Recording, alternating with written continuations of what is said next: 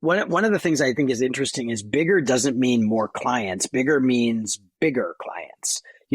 Having 40 clients is not better than having 20 clients. It is really about having relevant size of clients to the size of the agency. Welcome to the Agency Profit Podcast, a show dedicated to going deep space on agency operations, which is just as nerdy as it sounds. I'm your host, Marcel Petitpas. I'm the CEO of Parakeeto, a firm that helps digital and creative agencies measure and improve their profitability. Join me as I interview some of the smartest thought leaders and agency owners in our space and go deep into operations, metrics, and all the other things you need to get right so you can spend less time worrying about operations and more time executing on your vision.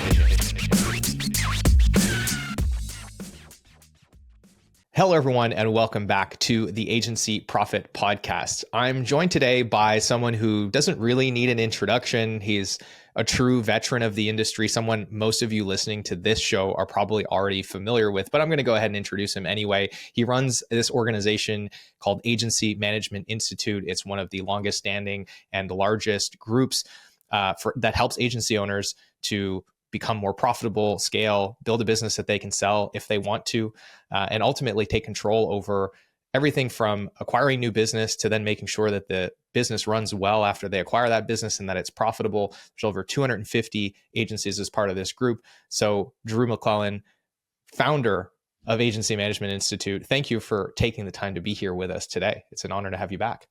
I am always happy to be back. Thanks for having me. I've been looking forward to this. You've been around the game for a very long time. You're very well known, and I try to credit you every time. I talk about agency gross income and some of these fundamental principles that we're at the genesis of Parakeeto and a lot of the frameworks that we've built. You popularize a lot of these things, and we're one of the first people to really start talking about the financial side of the agency in a very open, very transparent way. I think before you started publishing on this subject, almost nobody was talking about it. And so I just want to give you your flowers for sort of being one of the first people to really make this knowledge publicly available and accessible in a way that I think is simple and easy for people to grasp. Yeah, it's kind of crazy when you think about it, that we didn't talk about money when we're running a business to make money. I mean, it just doesn't make a lot of sense. And so I think a lot of agency owners kind of just fell into, and as you know, we talk about agency owners, a lot of cases being accidental business owners.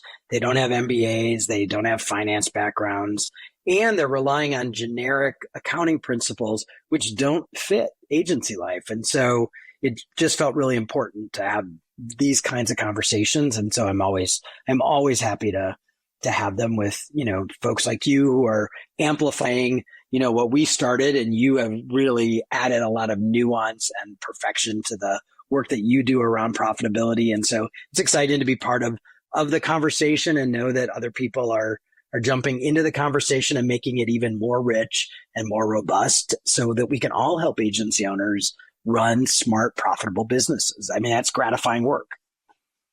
It is definitely very gratifying and also very challenging, as you know, because while every agency is the same, every agency is different. And that's one of the things that I'm excited to talk about today. So to frame the show, there's kind of two things that I'm hoping we can touch on. The first is profitability at any size. This is something that, we chatted a little bit about before the show, but you have observed, and you have a very wide swath of clients in Agency Management Institute, from very small to very big shops. You mentioned you get to look at their financials on a regular basis and see exactly how they're performing, and you see a wide spread of profitability. But every size is able to be profitable, but there's some nuance to that. And so let's start with why maybe some owners feel that there are sizes that are not set up for profitability, or where it's harder or maybe not possible to be profitable. Where does that sort of limiting belief or that objection come from in terms of like, everybody else is profitable, but I can't be because I'm too big or too small or whatever the case might be? Yeah, well, I mean, I think at the end of the day, when an agency owner says we can't be profitable, the underlying message of that is one of a few things. Number one, I don't want to make the hard decisions that I need to make to allow us to be profitable, or I don't understand agency math, so I don't know how to be profitable, or I am choosing to run a lifestyle business and take a lot of money out of the business that drains the profits, which, by the way, is a fine choice to make as long as it's an informed choice. But there is no reason for any agency not to be profitable ever, not during COVID, not during this economic, whatever we're in right now, not during an economic boom. It doesn't matter. You have the tools to always be profitable, but you have to use the tools. And so, and that it's possible and that it's easy are not the same thing. I'm not suggesting it's easy. And as you were implying, profitability at any size is absolutely true. And every size has different challenges to being profitable, but they all can be overcome with the right education and the right decision making.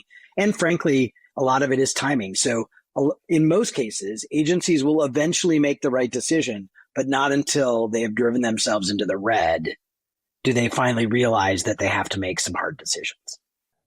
Yeah, I could not agree. That's an interesting metaphor for life. I'm going to get a little bit ephemeral here, but like life has a way of closing doors for you if you don't have the courage to close them yourself. And that's typically the worst time to be forced into action. But that is the way of the world, is it not? Well, and what makes it even worse is that the one who gets hurt the most when an agency owner, to use your analogy, does not close the door fast enough is the agency owner and their family. They will take care of their people. They will take care of their partners, their vendors, and they will self-sacrifice for weeks and months and sometimes years. And they may never recover from that personally. And that's probably the biggest tragedy of all, is that they are making business decisions that hurt their own family. Yeah, especially after having taken on all the risk and all the work of, doing this thing, creating jobs and creating value and all of that stuff. So with all that being said, you get to look at over 200 sets of financials from, the firms that make up Agency Management Institute, and you've noticed some patterns. And so I guess to start, how might we define a couple different slices of size, right? How would you define perhaps different stages or different types of firms? And what have you observed about the differences in profitability between those varying sizes? Yeah, so it's interesting. So we look at agencies of all sizes. And, as you know, we serve agencies in a variety of ways. So when we're talking these 250 agencies, these are the agencies we have the deepest relationship with. They don't just come to a workshop or come to the summit. These are people that we spend a lot of time with. We know when they say, well, Tammy did this, I know exactly who Tammy is. We see all their friends, like we know them deeply. And so one of the things we've observed over the years is that there are certain sizes where everything that works in an agency starts to break, that the weight of the new agency, the infrastructure of the old agency as it was growing cannot bear the weight of the new size. And so when we start looking at agency sizes, we naturally look at them in in these sets. So the first size is around 12 to 15 people. So everything that an agency does before they're 12 to 15 people works great till they get to that 10, 12, and then things start getting tight and dicey. By that time they're 15, they have to reinvent a lot of their systems and processes. Then the next break is somewhere in that 27, 32 size. That is the next place where, again, everything that worked when they were 20 people doesn't work anymore. The next breaking point is around 55 or so. And the next breaking point is right at about 100. And then after that, the scale is made and you can sort of keep scaling. So when we look at financials, one of the ways we look at them, we look at them in sort of those chunks, or we'll divide those chunks up. And what we find is that in every one of those sort of subsets of agency sizes, they carry different burdens that drain profitability.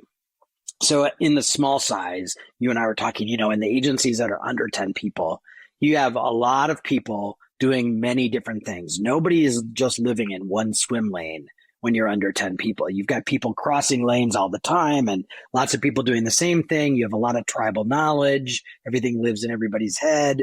If you and I were at that agency, there's probably a way you do it, which is different than the way I do it. There's not an official agency way. And even if there is an official agency way, there's really no way to know if we're each doing it the agency way or we have our own twist on it because there's not a lot of documentation. So for an agency that size, that's one of the drains on profitability. It's inefficient. It's ineffective. Clients get unhappy faster.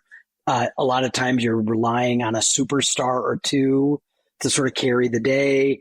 And so it's very people oriented rather than outcome oriented. So those are some of the challenges at that size. And like we said, it's sort of, when you get to the next size, now we have some serious growth we have to do. When we get to that 12 to 15, I have to put a project management system in place if I don't have one. I probably am hiring more non-billable people for the first time, and that's a heavy weight and burden to put on the billable people. I'm hopefully starting to niche down and say no to new business opportunities that aren't the right fit, that we cannot delight on a regular basis. So again, every one of them has their own challenges, and I know you see it too. They're unique to the size. Sometimes they bleed over, but they all have the same solution, which is run your business by the numbers. Yeah. It's interesting. These are very consistent with the same kind of bands that we typically see. And my thesis has always been that these ceilings or these spots of turbulence along the path to growth tend to correlate with when new layers of management start to be introduced, right? And so I think with that level of new management being introduced, there are a number of challenges. There's, to your point, challenges that are inherent in the model for the firm. So trying to balance the cost of additional non-billable people and how that impacts utilization and where payroll is going. There's also cultural challenges that have to do with, okay, like what got you here won't get you there. You need better systems, better communication. There's a change in terms of how people communicate, how decisions get made, the speed at which those things happen, meeting cadences. Like there's a lot of actual operational drag and refactoring that needs to happen in the organization. And so, it makes sense that these are places where people start to get a little bit stuck and have some growing pains transitioning from one of these sort of stages of growth to the other. You said a sentence that I use all the time, which is what got you here will not get you where you want to go next. And I think that's particularly true about people, which I think is one of the hardest things for agency owners to wrap their heads around. When we're super small, we need generalists. We need people who can do a lot of things because there's only 5 of us. And so we will often get called in to go, oh my God, my unicorn just quit. I need someone who's a project manager who can bake cookies and also speaks 4 languages because that's who Bob was and he just left. And what happens is agencies hang on to those generalists at a time when they really start needing specialists. They need people who have a deep level of expertise in 1 or 2 skill sets. And it's really hard for a generalist who's a B player at a lot of things. And back in the day, that was exactly what you needed. But now you need A players in fewer things. And it's hard to recognize either A, I have to have a conversation with my unicorn that I need them to specialize and I need them to get better at whatever it is I need them to specialize in, or it may be that we have outgrown each other. And that's a really, really, from a human point of view, this is somebody who's probably been with you for a long time, and has stuck with you through some hard things. And it's a very difficult business decision. It's one of the hardest business decisions we see agency owners wrestle with and often delay making for way too long. Mm. So I think you raise a really good point. And what I found is that sometimes, some of those people can make the transition. So that first layer of management, it's not uncommon for us to see that be people that started, like, for example, the first ops hire is often like the PM that's been around the longest. And sometimes they can make that transition. Sometimes they can't.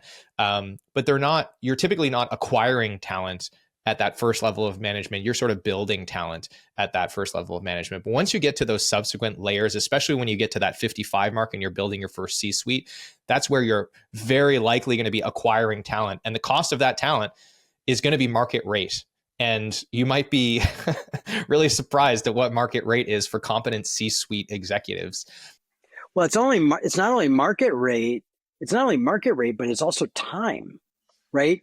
So when you're growing your talent, you don't really realize how long it takes them to grow the skill because they're evolving into the skill. And so they may not be great at it, but they're sort of marginally good at it. And that gets you by as they get better. But, when you're hiring somebody, even if you're hiring somebody who's a rock star from another agency, they need time to acclimate into your shop, into your clients, into your processes and systems. So it's expensive on all fronts. Yeah. Yeah. Now, you mentioned something before we hit record, which is that, your most recent review of, 200 plus sets of financials, you noticed a pattern, and you noticed a cohort in particular that was noticeably more profitable on a consistent basis than the rest. So tell us a little bit about what you saw and what the patterns were in terms of like size versus profitability in that analysis.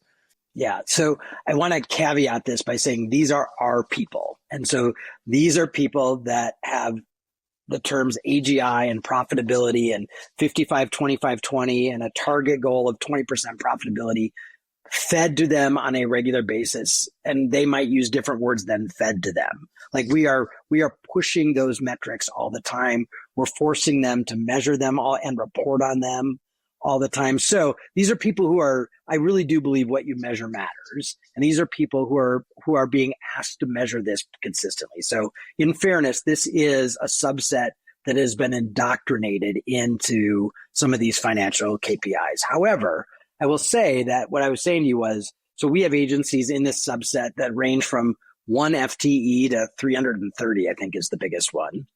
And they all, on average, so we take all 250 of them and we look at a plethora of KPIs. On average, they ranged anywhere from 12% profitable to I think it was 23 or 24% profitable was the range. So because they're measuring it, because they're talking about it, because they're thinking about it, they are in double-digit profitability. And you and I both know that that is not every agency's truth. So for a lot of the listeners, they may be going, 12% profitability. And honestly, we do this every year, and these are our normal ranges. So in the low teens to the high 20s is sort of our normal range. And we have outliers on both sides, of course, but these are averages. But interestingly, for 2 years in a row, what we have seen is that the sweet spot between 15 FTEs and 40 FTEs were the most profitable agencies pretty significantly in that mid 20 range, where everybody else was, I think outside of that range, the highest was 19 and the lowest was 12. So, at least 5 to 10 delta points or more outside of that 15 to 40. Mm-hmm. Right. So on a relative basis, you found that size was the most profitable. Because this is how I am, I'm going to take a quick moment to double click and confirm like these profitability numbers. This is after, of course, adjusting for the fact that half of these folks might have a corporate structure that incentivizes them to take a $1 salary and the rest in distributions. And so it's like after accounting for the actual cost structure of the business, this is where your firms are landing. Yeah. So first of all, we never encourage the take no salary and take all your profit, but it's not right. There are lots of ways to be tax efficient for sure. But this is after they've run pass-throughs through the business. They've manipulated their salary, however their tax advisor has told them to give them tax advantage. Yeah, this is bottom line profitability basically before taxes. Yep. Yeah. Perfect. Yeah. And I think it's just important to note because that's not always the definition people use to describe their profitability. And they'll be like, oh yeah, look at this. So it's like, that's actually your seller discretionary earning, which is like also good, but different. I digress. So you have a thesis on why this cohort, the 15 to 40-ish people, like why those firms are typically seeing a higher relative profitability. What is that thesis based on what you've observed? Well, the other, I think, important factor is the lowest group is the smallest group. So it's that, 12 or fewer employees. And I think it's very difficult to make as much money at that size because you are not forced at that size to do a lot of best practice things. You may not have a project management system. You may not have someone doing quality control. You may not have specialists. You may not have specialized your agency. You may be a generalist agency, so you're still competing on price. So I think for agencies in that 15 and smaller size, those are some of the bigger challenges. By the time you're 12, 15, 18 employees, the business is forcing you to grow up. It's forcing you to have some systems and processes. It's forcing you to have an agency way versus Drew's way or Bob's way or Babette's way. It's forcing you to have some standardization around the kind of work you do. You've also probably learned that you can't be everything to everybody anymore, that you have to start saying no to things that you really can't run profitably through your shop, or you're handing them off to a partner and you're taking a cut, but you're just being smarter about the work and the clients that you take. And so all of those things lead to more efficiency, more effectiveness, longer client tenure, longer employee tenure. Now everybody is now you have some specialist people who are really good at one or two things. They're staying in their lane. There's career pathing opportunities. So people are sticking around longer. So there's just a lot of good things that happen at that size that lend itself to the business being more profitable. And as you and I were saying before we hit record, you've also not added a ton of management in yet, which burdens the billable people with carrying the cost of those people on their back. Yeah. So that sort of leads to the next question. So you've kind of covered like what changes at that scale that, is advantageous perhaps relative to being smaller. But then you've also described that there's this cutoff where you see the results start to dip a little bit. And so, what is it at scale that starts to become a new set of challenges that, emerge that you need to be paying attention to? And when I say dip, remember the dip is much more significant below the 15 than it is above the 15. So everybody above the 40 was, I think 16 was the lowest, and it was mostly 18, 19, 20, kind of in that ballpark. So it was not anywhere near as significant. But, in theory, as you're getting bigger, one of the things I think is interesting is bigger doesn't mean more clients. Bigger means bigger clients. Having 40 clients is not better than having 20 clients. It is really about having relevant size of clients to the size of the agency. The ideal, which I've never seen, but the ideal would be that an agency has 20 clients and each client is 5% of your AGI. That'd be perfect. They're not so big that if they leave, you have to lay off half your team, but they're not so small and piddly that they drain a lot of your resources for very little money. I've yet to see anybody idealize that structure, but the point is that as your AGI grows, your clients grow as well, because you don't want to have 40 clients at 2.5% of your AGI. So in theory, as the clients get bigger, they get more sophisticated, their needs are more elaborate, their expectations, because their budgets are higher, are more enhanced. And so you have to level up. You can get by with generalists and, I hate to say it, but sort of B-level players as a smaller agency that you cannot pull off as a bigger agency. The game changes, and the expectations on the client side change. The expectations, frankly, on the employee side change. They want more money. They want more opportunity. They want better benefits. You're a big enough shop that they think you should be able to handle that. They look at your client logos and go, well, you know what? They should be able to give me fill in the blank, whatever it is I want. And so to run the business costs more to run. And so you've got to make more to have that money, to spend more, to get the quality of people you need to do the quality of work that clients are willing to pay for. So it just gets to be a more complicated, a little more expensive, and a little more sophisticated reality. Do you want some free resources to help you measure and improve your profitability? If you do, then I want to tell you about our agency profitability toolkit, which you can grab absolutely free in the show notes or by heading to parakeeto.com/toolkit. It's packed with training videos, cheat sheets, templates, and all kinds of other great resources to help you start measuring and improving the essential metrics that are going to drive better profitability in your business. And it's helped thousands of other agencies around the world do the same. So I want to encourage you to go and grab a copy of that. And if you'd rather get in the fast lane and just have our team of experts guide you through the process of measuring and improving your profitability, then I want to encourage you to apply for a consultation at parakeeto.com. And with that, I want to thank you again for tuning in. I hope you enjoy the episode, and I'll let you get back to it. Yeah. So I think you've touched on a number of important things here. I'll append a few observations to this as well, starting with the smaller cohort.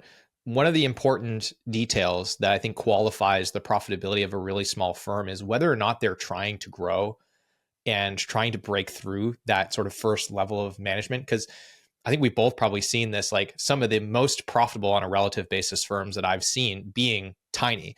And, really it's like what they are is a super freelancer that's sort of like maximize the leverage that they can build into a business around their own expertise.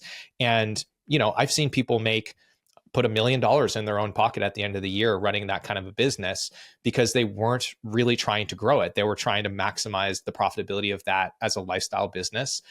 But as soon as they started trying to grow it, then they went through this period of time where it's like they needed to reach pretty significant scale to get back to that personal level of income, because so much of the investment had to grow into, the things that you got to do to grow that business. And so let's talk about that for a moment, like the context and how the execution and maybe the way you look at the numbers changes between you're trying to run a small boutique lifestyle business versus you're trying to take this boutique lifestyle business and turn it into something that has more scale, whether that's to have enterprise value, whatever the goal might be, doesn't matter, but you're trying to break through that next level. Yeah, so I think it's really interesting that everyone thinks that the only way to be successful, in air quotes, is to keep growing. And the reality is that one of the cool things about owning your own business is you get to actually define what success is. So being a small shop of 3 or 4 people and you putting $500,000 in your own pocket every year, which we have plenty of agencies in our space that do that, there is nothing wrong with that definition of success. And you may know that you will never sell that agency because you're so integral to it that the minute you want to step away to retire, then the whole business kind of falls apart. But it doesn't really matter because you have put away so much money that you don't care. You're just going to close the doors and be done. That, for some reason, the idea of not being able to build something to sell as a choice that we make somehow seems less than. And we really encourage people to think about that is not true. It is as valid a choice as building a 50-person agency that you sell someday. And by the way, running your business like it's an ATM machine and making great money while you own it is the way to run your business. I don't care how much you want to grow because there is no guarantee that you will sell your agency. I don't care how magical it is, how big it is, or whatever. There still has to be a buyer. And, we do a lot of M&A work. We've done hundreds of valuations. And one time, have I had an owner say to me, "Oh yeah, I'm happy with that number." One time. Every other time, the agency owner looked at the number and was like, after everything I've gone through for 20 years, that's what this is worth? Yeah, that's what it's worth. And so you're far better off to make money all the way through it. Then you're happy with what it's worth when it's time to sell it because you've already taken care of your family. You've already built wealth outside of the business. And that's a hard learned lesson for many agency owners that didn't do that. Yeah. I've got a close friend, Mike Brown, who he works in money mindset, wealth building. And he has said this to me so many times, like the happiest entrepreneurs that I know are all running very low drag $1 million businesses. That's like, there's something to be said about that model. If you can figure it out, it could be a lot of fun. And so, with that, shifting towards like, okay, so you are going to build to any scale, you tied it back to, I think, what is the first principle, and you and I are kindred spirits on this, which is just running the business by the numbers. And I think there is a tendency for agency owners to get really caught up in these absolute benchmarks. What is the industry rate? What is the absolute utilization rate? What is the absolute profit target? And it's like, what matters at the end of the day are the relative benchmarks for the business model itself. And those are sort of fundamental truths. At AMI, that's the 55-25-20 model, which stands for 55% going to payroll of agency gross income going to payroll, 25% of agency gross income going to overhead, 20% as the profit target. At Parakeeto, we've kind of added another layer of complexity to that to differentiate between delivery and overhead, but fundamentally they tie back to the same outcome. And I think are just like a simpler and a slightly more complicated version of the same thing. Yeah. And so, but like that is the fundamental truth, that like that is what the ratios look like in most healthy firms. And that's just sort of inherent to this business model of labor arbitrage, which is like, that's what this is. So that's the thing. That's the thing. And it really is that simple, but to your point, not easy necessarily. Well, and we purposely try to keep it simple because again, agency math is not most people's joy and fun. And so they try to avoid it. And the simpler we can keep it, the more likely they are to pay attention to it. If your agency falls into that 55, 25, 20, and you can steal a point here or a point there, but don't steal it out of the profit, steal it out of the overhead or the people. Everything else is fine. You don't need to worry about the other things. Yes, there are other key metrics that we talk about and you talk about that matter, but they all build up to sort of that idea of, look, if this is your truth and you run your business this way and you make decisions based on staying in this green zone, the rest of it is just detail. And every agency can look a little different and there's nuance and it's all okay. Now, with all that being said, I want to, in the time that we have remaining here, I want to talk about the shift that's happening, because while that is always true, that's always the North Star. What's also true is that the game on the field is always changing. And that's sort of the feature and the bug of professional services consulting agency in general, is that like, this is, the reason I believe that our industry is like a cockroach and that it will survive every apocalypse is because like services are the most malleable and valuable medium for problem solving in the market because of how quickly it adapts to fill the cracks that are constantly forming as like things change. And you got to live through digital. Like you started your firm in 1995, you had worked in the industry for like long before that. And are still running it today. And so you saw like pre-internet, post-internet, pre-digital, post-digital, massive transformation in the market. And now, we're watching the next big shift with AI happening. And I'd love to get your perspective on like, what are the parallels and what are the first principles that you're seeing play out that are actually kind of the same and therefore in some ways first principles? It's really interesting. I sort of feel like sometimes I'm a broken record. Because I think everyone thinks that everything has to be new.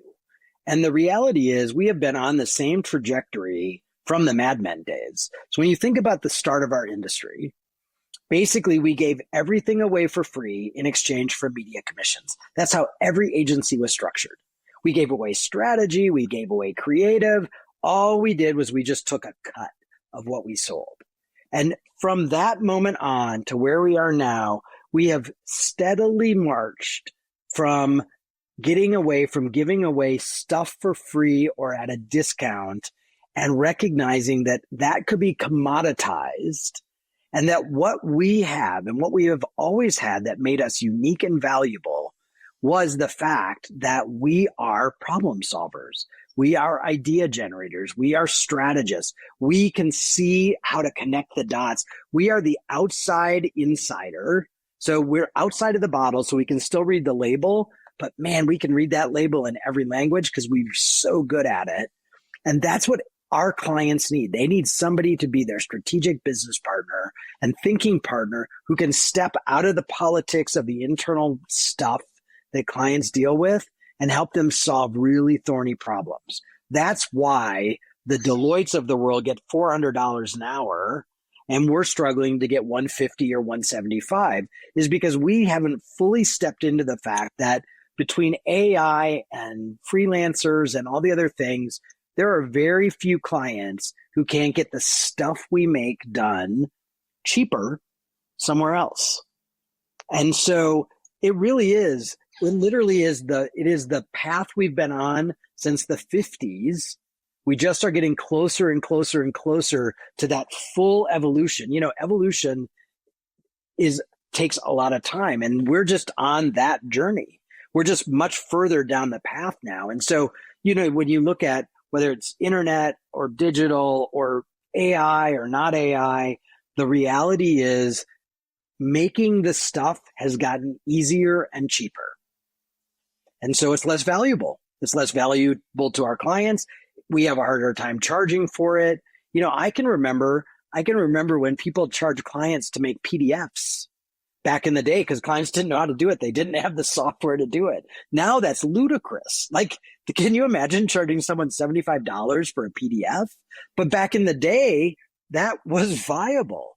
So you sort of think about, what are we charging today that clients are going to go, you have to be kidding me that you're going to charge me to do that? My kid learns how to do that in elementary school now. But the one thing that we always, always, always bring a value that cannot be commoditized, that you can't just go online and hire someone for $5 to do, is the way we think about our clients' business problems and the way we help them solve those business problems and the way we stay out ahead. We are always on not the bleeding edge, but the cutting edge of all the technologies, all the ways to think about business, how people, the psychology of humans. That's one of the things I love about the agency business is we have to stay out in front of all of that. We have always led the way in all of how all of those things are embraced into business. And as long as we keep doing that, to your point, I don't love the analogy, but to your point, we're the cockroach. We cannot be crushed because we are so valuable and we are so hardy and we are so, to your point, we continue to grow and evolve and change so that we are always of value as long as we put the emphasis in the right place. You said it so well. I couldn't have said it better myself. And, it's interesting. The last episode that aired before you and I recorded this on the show was with someone who really pointed to something very tactical that I think supports this, which is he's a web development guy. He's like, I used to have to code everything by hand. Then it moved to drag and drop builders. That cut the time it took to build a web page down by 10 times. And now I'll be able to do a couple of prompts and build it in seconds. So the speed and the amount of time in a creative engagement spent on the creation itself is essentially going to zero. And therefore, almost the entire cost center will be the interaction with the client, the understanding, the strategy, the coordination, the feedback, the curation, the human interaction, which ironically, it's the account management, the strategy, and the project management, which is the stuff clients never want to pay for. But it's what this is showing is that those have always been the most valuable thing. And now any option to lean away from that is essentially just going to be removed. And that is all that will be left. But they don't want to pay for it because we keep giving it away for free. They want it, but as long as they can have it for free, why would they pay for it? They're not stupid. So it's not their fault. It's our fault. We keep giving it away. We keep giving away the most valuable thing we have. We give it away for free in exchange for commodity work. Well, and I think that what I hope will happen is that as the cost and the friction to creation essentially goes to zero, it will become clear that that was always the most important and valuable thing, right? In a world where you can have anything, they'll start to realize oh, well, when I try to go and prompt my way to an outcome, it doesn't come out right because I lack the taste or the experience or the perspective or the breadth or the whatever that is. And there'll be this sort of awakening as an industry of both client and agency that's oh, the thing that's been important all along is actually this. So let's all just get aligned on it. I believe the only ones who have to come to that conclusion are the agencies. I think the clients have known it all along. You're probably right about that. Our surveys show it. We do agency edge research every year. We're on 15 years. And I can tell you every year what clients point to, what they value is our ideas, our thinking, our partnership. But, again, if you're going to give it away, why would I offer to pay for it if you're going to give it to me for free? Yeah. Yeah, it's a very, very fair point. With all of this, I know you've got another call to jump to, Drew. So for those that want to follow all the great content that you publish and all the helpful resources that you create at AMI, where should we send them in the show notes to follow you and learn more? Yeah, agencymanagementinstitute.com is the home base for everything, the podcast, all the workshops, all the peer groups, all the things. We do a free newsletter twice a week where all we do is teach. So you're welcome to subscribe to those on the website. And we're happy to be helpful however we can. And I'm pretty easy to find. You can send me an email or reach out to me on LinkedIn. So happy to be helpful if I can be. Thanks, as always, for having me on the show. I love our conversations. I always feel like no matter how long we talk, we just barely scratch the surface of what we could talk about. So hopefully I'll get to come back. I'm sure you will if you're willing to. And I want to thank you for making the time to be here. I really enjoyed our conversation. I'm sure our listeners did as well. You bet. Hey, thanks so much for tuning in to today's episode. I hope you enjoyed it. And if you've ever found yourself thinking, man, I get so much value from this podcast, I wish there was something I could do to return the favor. Well, today's your lucky day because you can leave us a review wherever you're listening to this, and it is incredibly helpful. Of course, if you haven't grabbed a free copy of the Agency Profit Toolkit, go and get that. It's got tons of free resources to help you improve your profitability. If you're looking to get in the fast lane and get help from experts to improve your profitability and measure your most important metrics, then apply for a consultation at Parakeeto.com. We'd love to chat with you and figure out how we can help. With all of that, thank you so much for being a listener, and we will see you on the next episode.